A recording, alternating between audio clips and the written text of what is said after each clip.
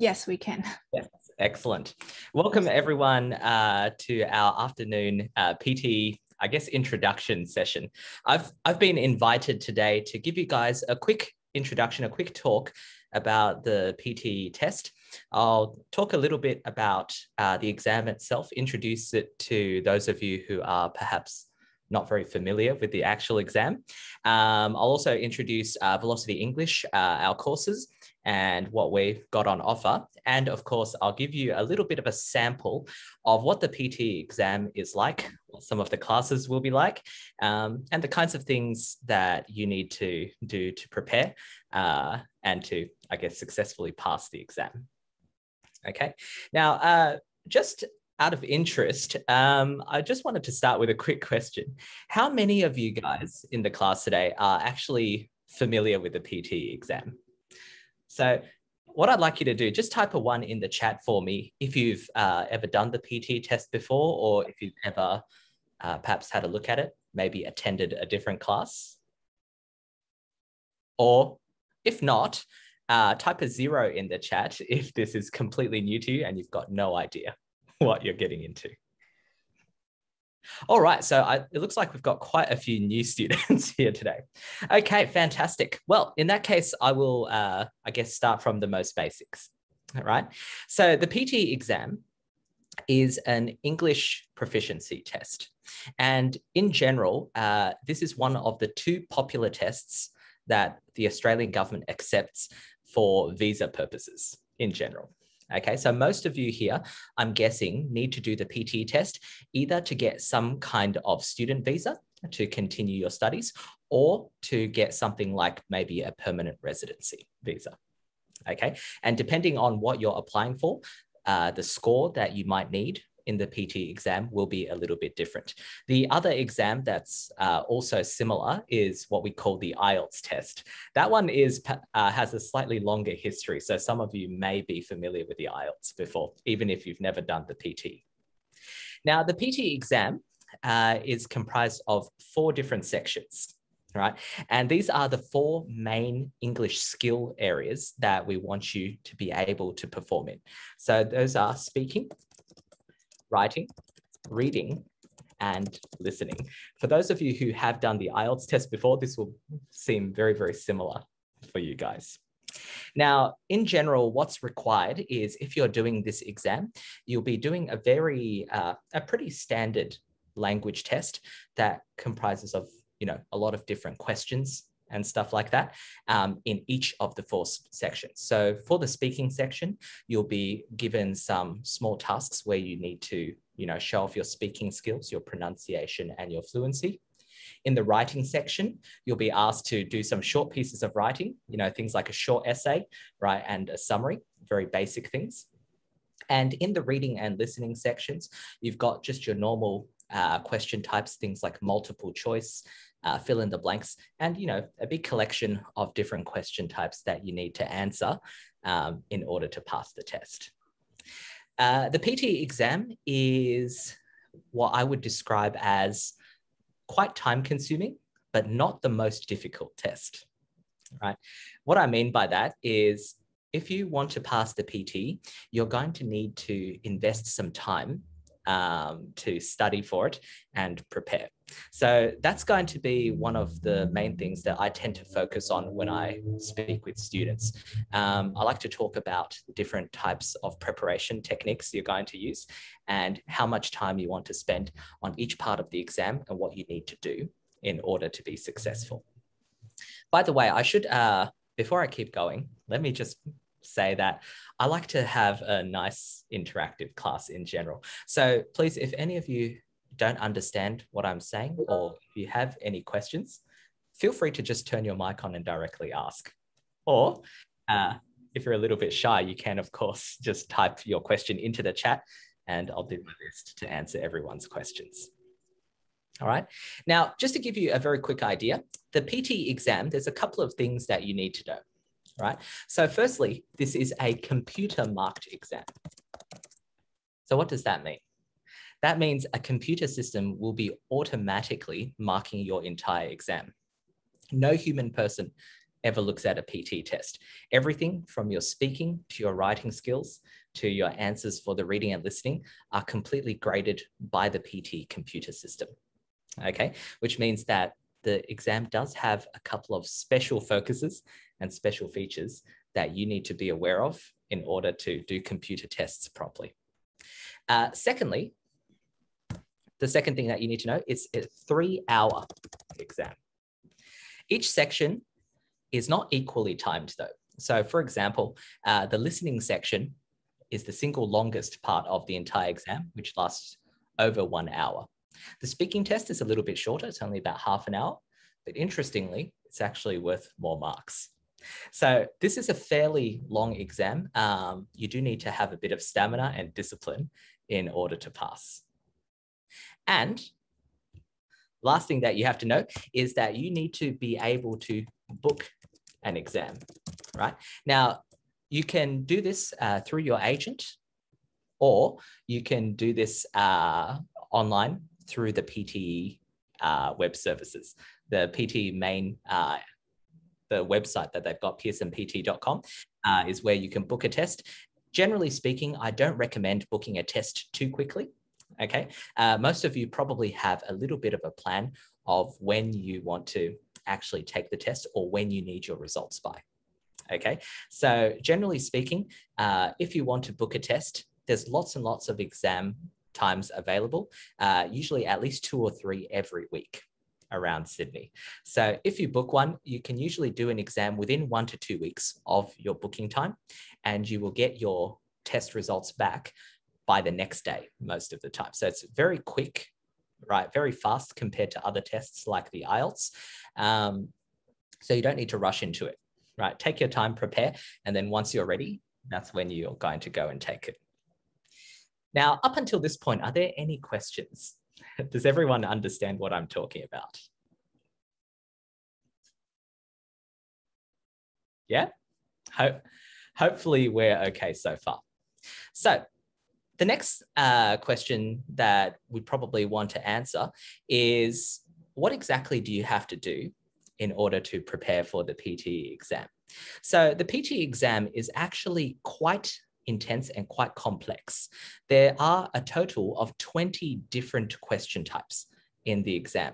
Now, some of them, as I mentioned, are pretty normal ones, which I think you guys will be very good at. Okay, so most of you are probably pretty good at things like writing short essays or answering multiple choice questions, things like that.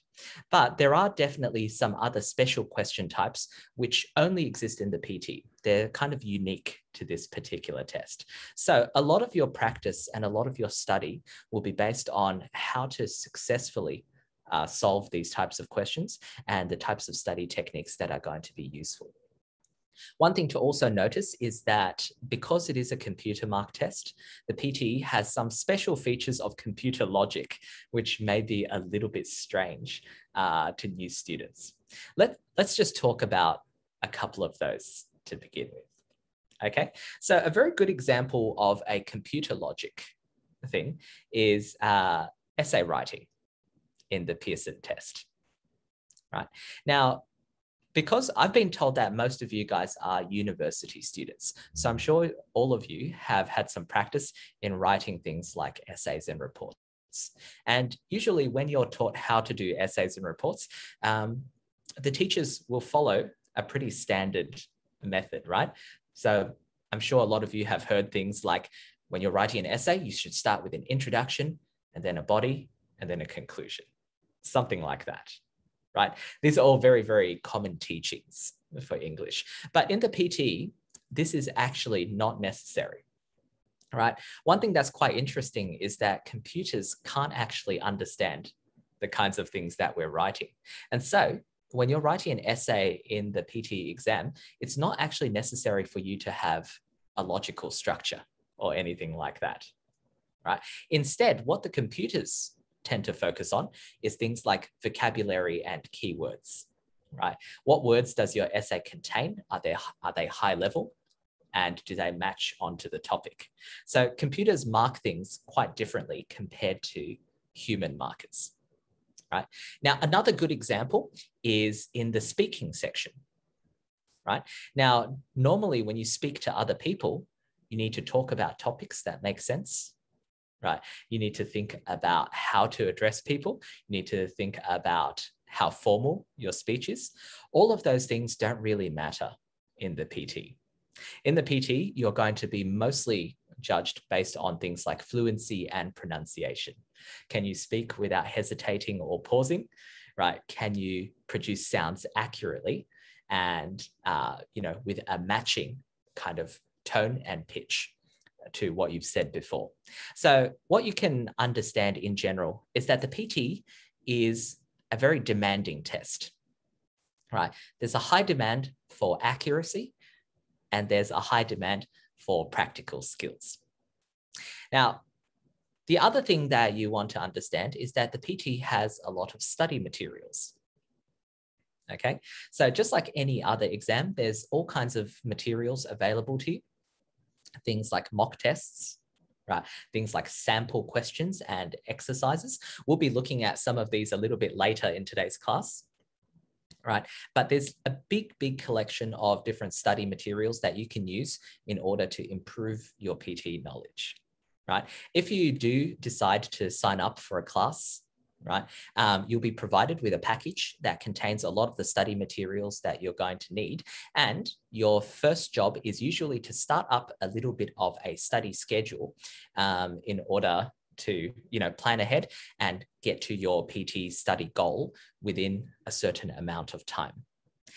One of the most common questions that people like to ask me is, how long does it take to pass the PT, right? How much time will I actually have to plan and study before I'm ready to take a test? Now, this obviously depends on each individual person's skill level, but I can give you a rough estimate.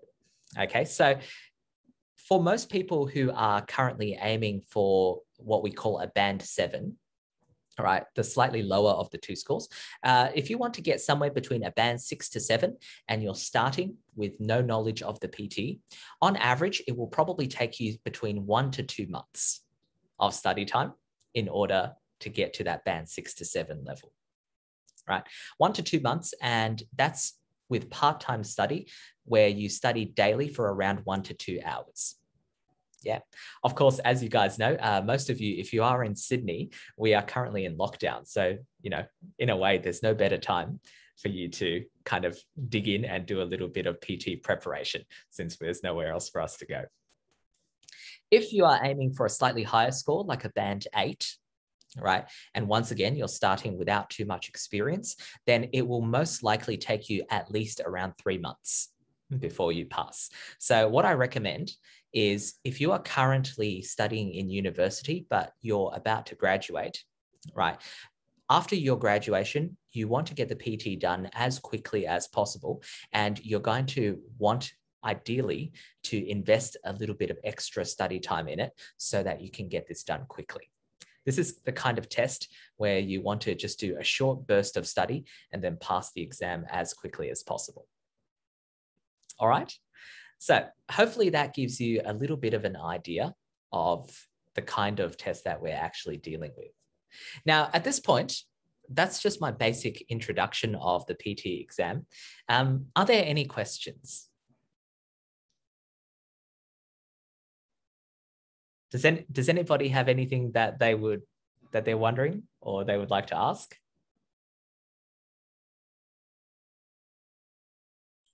Yeah, so if you have any question, feel free to unmute yourself, then just ask William directly.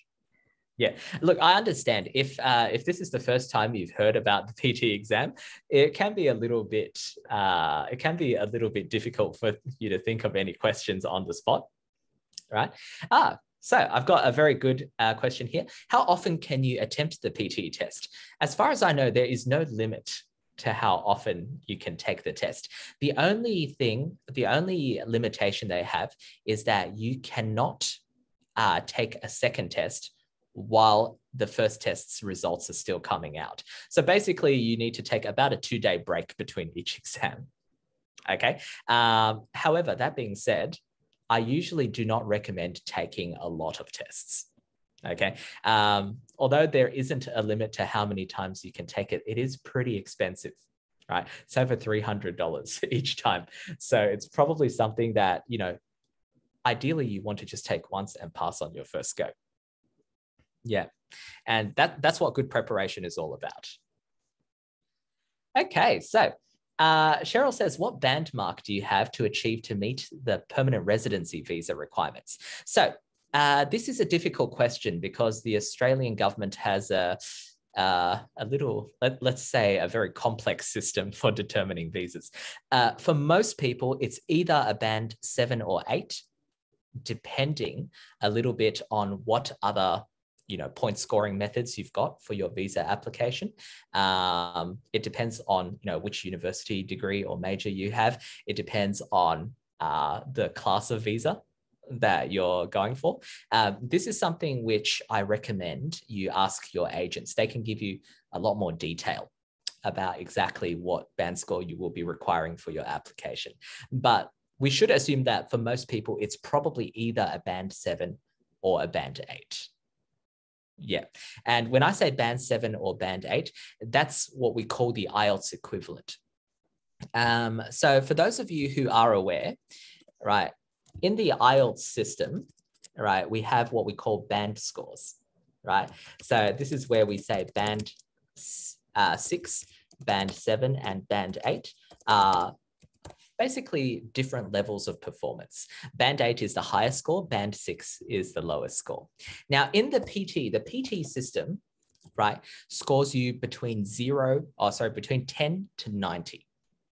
Okay. However, they have equivalent scores. So what you see is that in the PTE, a band 6 equals a score of 46, a band 7 is a score of 66, and a band 8 is a score of 84 out of 90, right?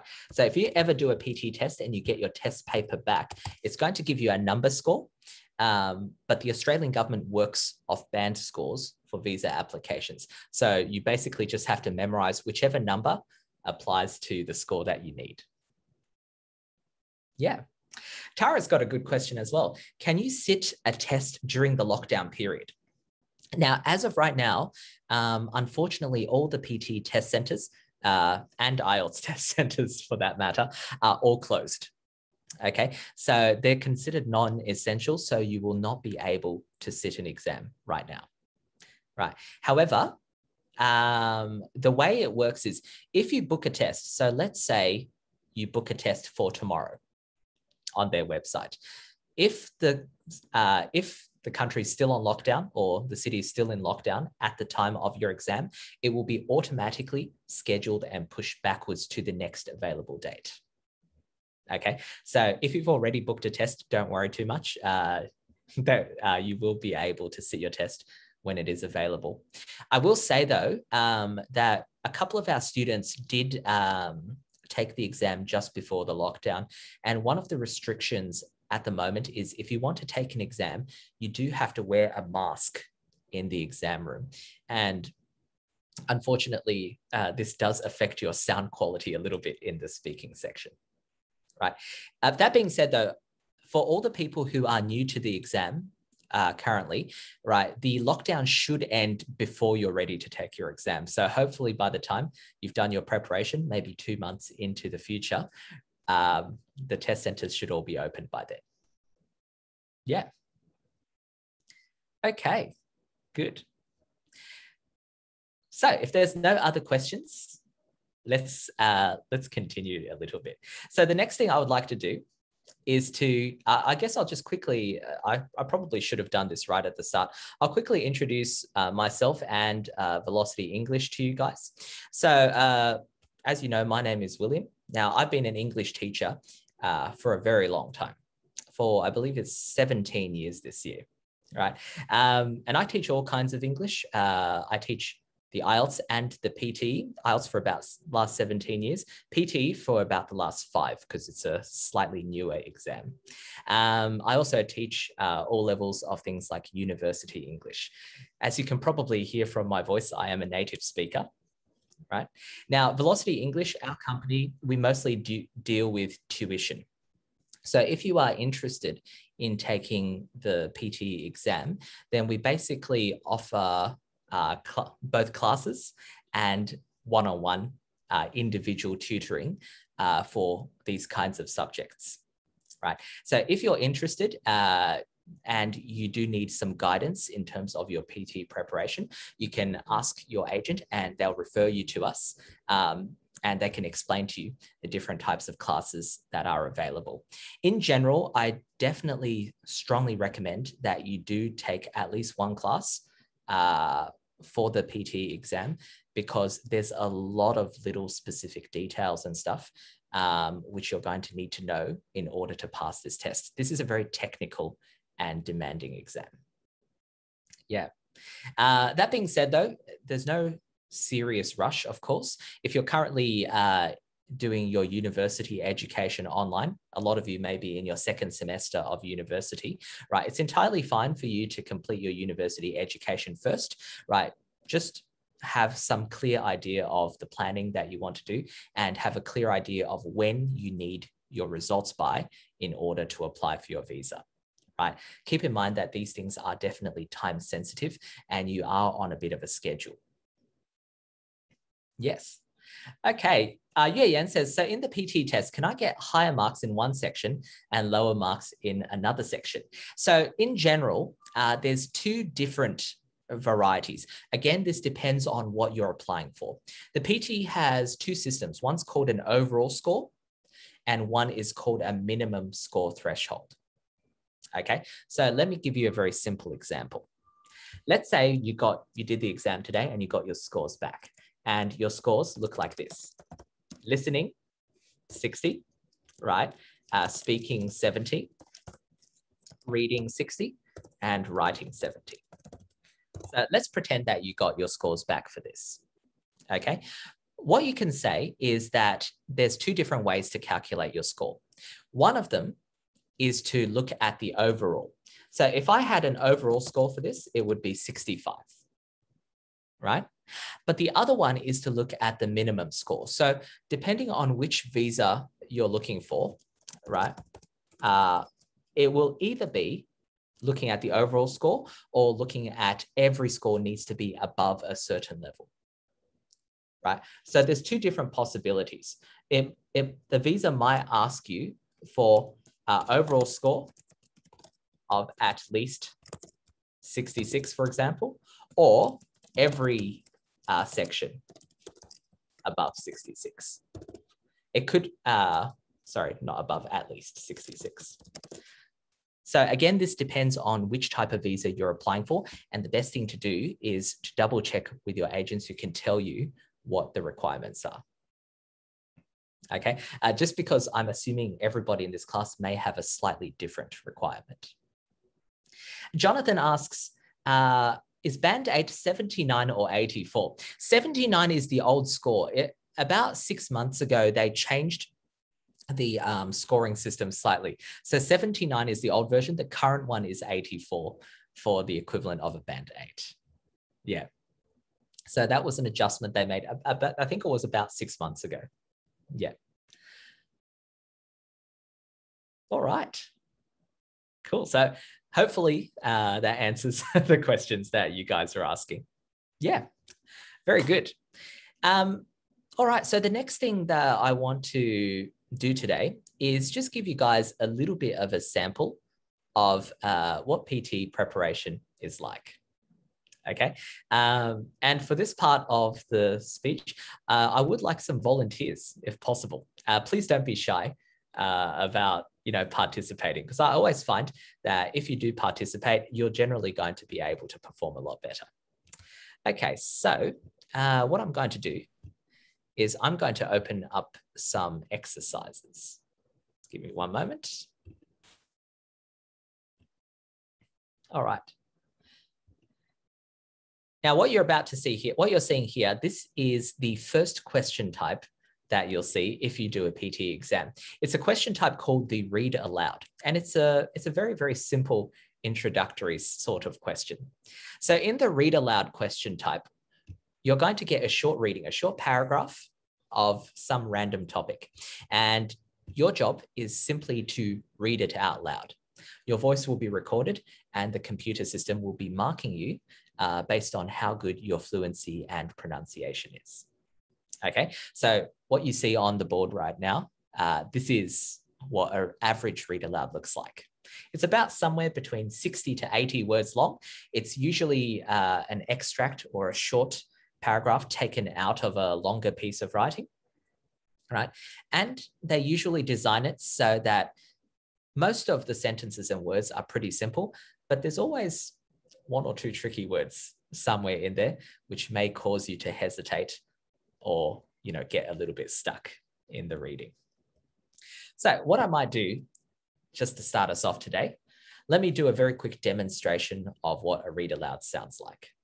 Okay, so let's say you're sitting in the exam room, you've started the exam, and as soon as the exam starts, this is the first thing that shows up on your screen. You get a little bit of preparation time, 40 seconds to have a look at the reading, see what it's about, try to understand what it's talking about, and then your voice will be recorded. So take a moment now, if you guys like, have a quick look at this particular reading, and then we'll get started.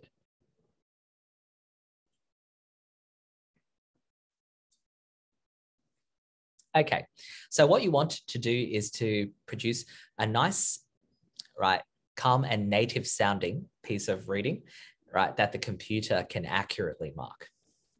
And it should sound a little something like this. According to the Guinness World Records, the most eggs cracked within a minute is 32. The record is held by a man named Ross Geller and was established in 2011. Ross was required to break a total of 28 eggs in order to qualify as the official record holder. The passionate man defied all odds by cracking over 6 eggs. Okay, now I know what you guys are thinking. You're thinking, that seems really hard. And of course, as a native speaker, it is definitely going to be much easier for me to read something like this. But in your cases, right, you're going to basically try to get as close to that type of performance as you can. Now, Ashita is asking a very interesting question. Does our accent matter, right? The answer to that is surprisingly not really, no. Right? And now this is a difficult one to explain, but basically computer marking systems are very relaxed when it comes to accents. Right? Or maybe they're very accepting. It doesn't affect your score in a big way. You might get a very small pronunciation deduction, but in general, it's not going to affect you too much. Yeah. So of course, depending on which country you come from, you're definitely going to have a native accent coming from your own country. Right. I don't know if you guys can hear it, but I actually have a bit of an Australian accent. Even native speaking countries have their own local accents as well. So a person from the United States or from Britain will sound a little bit different to me when they're speaking. Right, but you don't need to worry about that too much.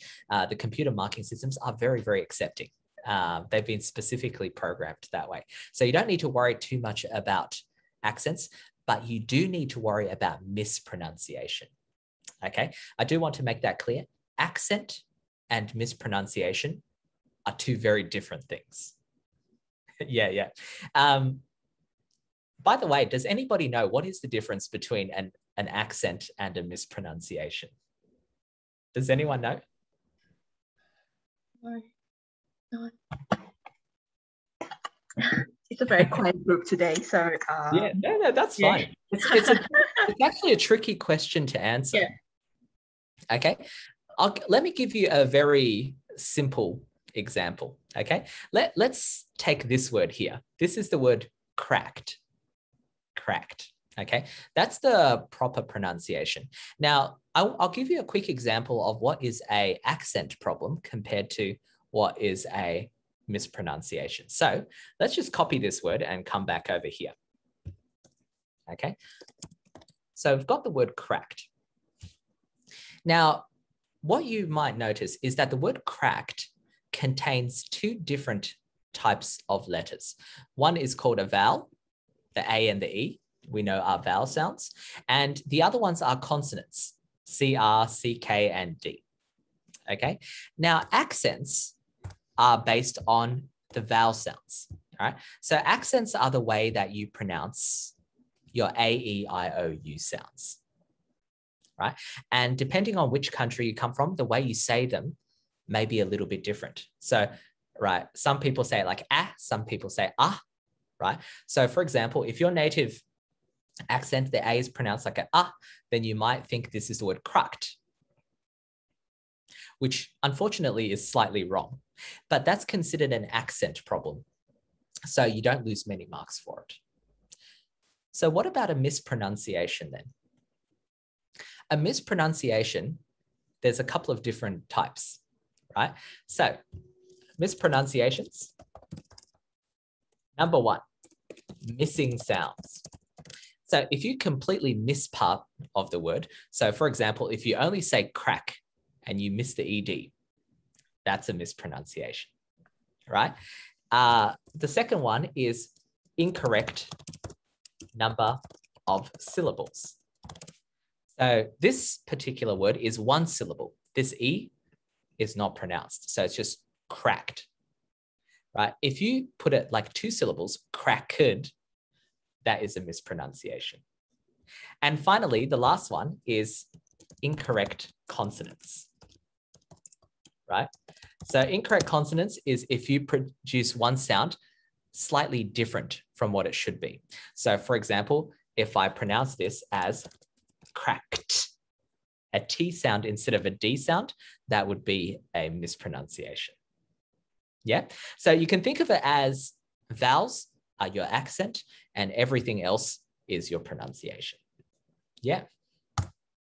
Now, I'm probably going into a little bit too much detail. This is what we normally do when we're having a full class, but it gives you a bit of an idea of, you know, the technical part of the PTE exam. There's a lot of little language knowledge areas which you may not know, and that's exactly what class is for. You can learn all the theory and you can also find perhaps some of the weaknesses in your own performance, right? So would I, yeah, sorry, William. So would I really say that attending your class will actually not only help you with your PTE, but I think it's also to build a solid foundation for your like a future communication, like speaking or even writing in the future? You know what? I get asked this question a lot. Yeah. And the answer is kind of a half yes, half no to a certain degree. Yeah. And of course, it depends on what you're looking for. Some people take English classes because they want to improve their own English level. Other people just want to take the test and get it done as quickly as possible, right? Yeah. And no judgment, right? It's up to you what you want to do with your life. Yeah. But what you find is in the PTE, some questions do improve your basic English fundamentals. That's good. Right? Mm-hmm. The read aloud is a good example of a very useful skill, because if you get good at the read aloud, you're basically getting good at speaking. You're getting good at fluency and pronunciation. So that's very, very useful, right? The essay writing, if you are a university student and you want to keep going with your education, is also a very useful skill. Mm-hmm. Right? It's something that you may actually want to use outside of the PT. So sure, those two are definitely more valuable skills. But then again, to be completely honest, there's also a set of specific academic skills in the PT, which are not so useful, right? So there is a lot of specific theory on how to do multiple choice questions, which, let's be honest, is not going to be super useful for the rest of your life.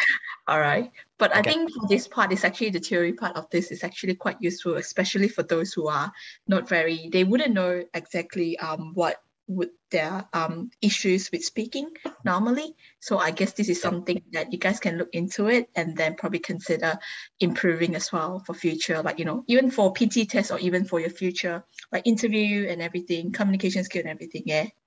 Absolutely. And you know what, like, this is something, and I understand I am an English teacher, so of course I'm going to push this on everyone, right? But if you are planning to live in Australia for a long time, right, language skills are, in my opinion, one of the key things that you're going to need, because, you know, everything else, stuff you learn in uni and things like that, yes, they might be useful for your work, but language is useful everywhere. It doesn't matter what you're doing, is it? You could be asking a stranger for directions on the street. You could be going to the bank to apply for a loan or something like that. You could be on some kind of help hotline, right? You're going to need to use English if you live in this country. So it definitely is worth investing a little bit of time. And I say this only for English and for nothing else, right? Now, take me. I went to high school a long time ago. And I think back to all the different subjects I studied back in high school. I learned about maths, I learned history, science. To be honest, I've never used any of those skills after I left high school. Yep. Right? It's just the language part that really stays with you. Yes. So yeah, I definitely always recommend that students invest a little bit more in their English language education. But as I said, that it's completely up to you, right? If you join a PTE class, there definitely will be a big collection of specific academic skills based entirely on passing the exam as well. Yep. Right? Great. Yeah. So anyway, I won't go into too much detail about that today, but if you are interested, definitely ask it. Right. And I'm more than happy to let you guys know. Now, there's one other little exercise that I like to do with students, and this is just a simple feedback session. So one of the things that is very, very important in helping you develop your language and also in taking classes is to get feedback, right? If you're a student, then what you should think is, right now, my skill is not quite high enough in order for me to pass the test, right? Or another way to say it is, there's some weaknesses in my ability to speak. There's probably some weaknesses in my pronunciation or fluency that I need to fix up before I take a test, right? And so what you want to do is you want to just practice the exercises and find yourself a teacher, right, who can give you some feedback and help you address these kinds of problems. And I'd like to do just a very quick demonstration of that. Now, the class so far today has been pretty quiet, right? And I know some people may be feeling a little bit shy, but I was wondering if anybody would like to volunteer and try doing a reading for me, right? So the exercise is very simple. All you have to do is just read the piece of writing on the screen, the paragraph. Would anybody like to give this a go?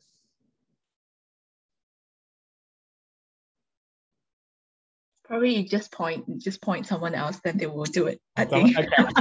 In the interest of saving a little bit of time for everybody, let's see, who do I want to pick here?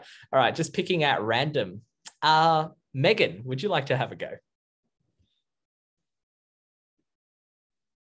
Yeah, I'll try. Yes, how are you today? Thank you very much, by the way. Good, thank you. I really appreciate it. Yeah. And don't be nervous, right? I assume everybody in this class is probably at a completely different level, right? And I understand this is your first time doing this, so it might be a little bit scary. But at the same time, remember, what are we doing? We're just reading a random piece. We're just reading a random paragraph. It doesn't really matter that much. So if you like, take a little moment to prepare, have a look at this reading, and then have a try. Just try reading it out. Okay. How long do I have to prepare for it? If this was a real test, you would have 40 seconds time to prepare. Okay. And then up to 40 seconds to say the whole thing. Okay. But because this is just a demonstration, it doesn't matter. Take your time. Okay. Yeah. So I can just start anytime.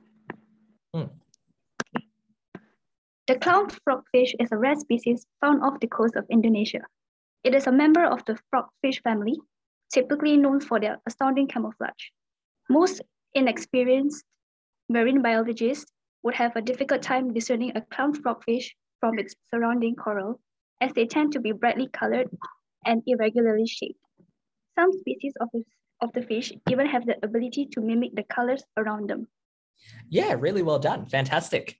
Thank you. Okay, so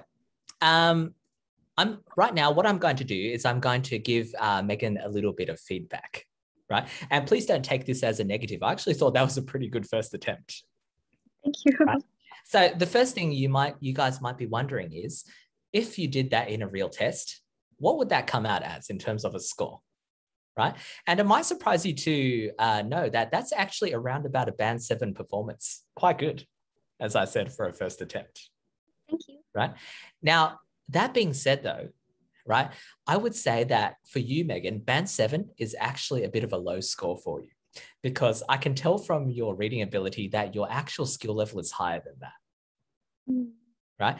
And the reason is because although you did successfully read this piece, there were a lot of parts of your performance which, if you made some small adjustments, you'd actually do even better. Yeah. Okay, so let's go through a couple of them. One of the things that I would like to point out is that you're a little bit too nervous. Yeah. Speaking. And what's happening is that you're trying to talk a little bit too fast, and that's affecting your fluency. Yeah. Right. So when you were speaking, it sounded a little bit like this. The clown frogfish is a rare species found off the coast of Indonesia, like that, right? You can hear how each of the words is coming out just a little bit too quick, and that's creating some gaps in your words, right? The sentence is not quite flowing as smoothly as you would like it to. Yeah, so that's a simple fix, right? All you need to do is just slow down a little bit as you're speaking, and you'll be able to link the words together much more smoothly. Yeah. Right, you want to go for something like the clown frogfish is a rare species found off the coast of Indonesia, kind of nice and relaxed. Yeah. Right. The other thing that I thought was that your voice was a little bit quiet. Right. In the PTE exam, one of the requirements is that you do have a nice, strong voice, what I usually describe as a bit of an outdoor voice. Right. So in other words, you need to open your mouth a little bit larger and project the sound at further distance if you want to get that high pronunciation score. Yeah. Yeah. So those are just two examples of little things that you can fix up. And basically, if you are going to sign up for a class, or even if you don't sign up with me and you go and find a different class, what you want to do is to make sure you're finding a class with a teacher that gives you feedback. So that's basically taking you on the fastest path to getting whatever mark you need, whatever the pass mark is. All right. Yeah. So if you are interested, all right, definitely do a bit more research, ask as many questions as you can, right? And yeah, try to get as much feedback on this particular exam as you want. I always say to students, the PTE is not the hardest test in the world, but it does take quite a bit of time investment. Okay. You should expect that this exam will probably take you a couple of months to pass, and there's definitely going to be quite a lot of study, right, and quite a lot of preparation that is required. And the faster you get started, the faster you're going to get over the finish line. Yeah. Now, just out of interest, would anybody else like to have a try? I don't want to pick on just Megan here. Does anyone else want to have a go?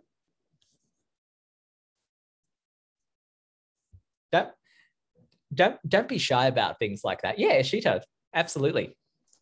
So same kind of thing, right? Just have a look at the reading and then try reading it out. I'll try and remember the pointers you gave, Megan, so I can just get better at this. Yeah. That's all right. That's all right. Okay, I'll give it a go. Yes. Since the early 1950s, sailors and ship captains have avoided the Bermuda Triangle. It is well known because writers have constantly referred to it in their books as an area in which countless vessels have disappeared. In fact, many of the events recorded have a historical basis, and mysterious incidents continue to happen in this area to the present day. All right, fantastic. Now, in your case, I would actually say you'd score even higher. Right, that was around the 7.5 level. Very well done. One of the reasons why I would score that one higher is mostly because you have excellent voice projection. Nice, loud voice, very clear syllables, which is something that if you're being marked by a computer is an extremely valuable thing to have. Right. Now, your biggest weakness, I would say, is in intonation, right? Okay. Which is control of the pitch of your voice. Right. Now, what you're doing is a mistake which we call repetitive prosody. What it is at the ends of your sentence, you're lifting your pitch upwards. I see. Okay. Let me do a very quick demonstration for you. Let's just take the first sentence. Okay. So this first sentence, listen to the way I say it. Since the early 1950s, sailors and ship captains have avoided the Bermuda Triangle. And now the important part is, do you notice towards the ends of your clauses and sentences, our pitch is going down, the Bermuda Triangle. Okay. Right? So going from a high pitch to a low pitch. Now, the way you're reading it sounds a bit more like this. Since the early 1950s, sailors and ship captains have avoided the Bermuda Triangle. You hear how it angles up? It sounds a bit like a question. Yeah. Right? Yeah. And trust me, this is a very, very common mistake. Lots of people make it. Right. So in your case, it's a pretty easy fix. You just have to pay a little bit more attention and push your voice down, push your voice lower as you get towards the ends of all the clauses and sentences. Basically, any time you get to a comma or a full stop, that's a signal to push your voice down. That's interesting. Thank you so much, William. Yeah, not at all. And, today I'm not doing like a full 100% analysis. There's obviously other things we can talk about, but hopefully this gives you a bit of an idea of what the purpose of a class is. Yep. Yeah, kind of develop skills. All right, excellent. Thank you so much, by the way, for the volunteers. I know it's always nervous to perform in front of people, so very much appreciated. Now, I believe I'm out of time, aren't I? It's okay. Right. It's okay. Yeah. Thank you, William. Anyway, thank you so much for listening to me today, guys. And I'll pass it back over to you guys. Yes, thank you, William. And I think all the questions has been answered during the session, and everyone enjoyed the demo class today. So before we end off this session, so we would like to thank you again, William, for providing us such a usable session. And thank you everyone for your time to attend our talk as well. So if you wish to know more about the PTE preparation course, or want to sign in class with William, feel free to contact our AUG Sydney counselor who has been in touch with you, and we are more than happy to assist you. Again, so hope you guys have a lovely weekend onward. Stay safe and take care. Thank you. Thank you, William. Thank you everyone for attending today. Thank you. Thank you. Hi, I would like to ask a question. Yes, Jen. Yeah, I just want to ask if the level for like PTE and IELTS, are they both similar or is it like something, or are they like different? We'll leave it to is William. Would you like me to take this? Yeah, would you like me to fill this one? Yeah. Look, it's always a decision you have to make whether you want to take the PTE or IELTS. Sorry, I'll just turn my camera on. Yeah. What I usually tell students is it depends a lot on what your current fundamental skills are, okay? The PTE exam and the IELTS exam are similar difficulty levels, but what you'll find is that the PTE exam is better for students who have, I guess, stronger academic skills. So if you're fairly confident in your reading and listening abilities, especially to look at, academic texts and stuff, the PTE tends to be the much easier test, because in the PTE test, the speaking and the writing are relatively easy. Okay. Whereas in the IELTS, it's kind of the opposite. Okay. So in the IELTS, the writing is the most difficult part. Right. And I'm sure some of you probably have a bit of experience there. If you have trouble writing essays that are logical, if you're not very good at making arguments, IELTS is usually the big bottleneck writing is the big bottleneck for the IELTS exam. Okay. So in general, if you want to pass quickly, play to your strengths. Right. The PTE, less logic requirement, but more like vocabulary requirement, you might say. That's the easy way to think about it. I see. All right. Thank you for your information. And one last thing I'll just quickly say, if you're in a bit of a hurry, the PTE is usually faster to prepare for compared to the IELTS. I see. All right. I'll think about it. All right. Thank you. No problems. Thank you. All right. Take care, everyone, and I'll see you all later. All right. Thank you. Bye. Have a nice weekend. Take care. Stay safe. Take care, everyone. Bye-bye. Thank you. Bye-bye.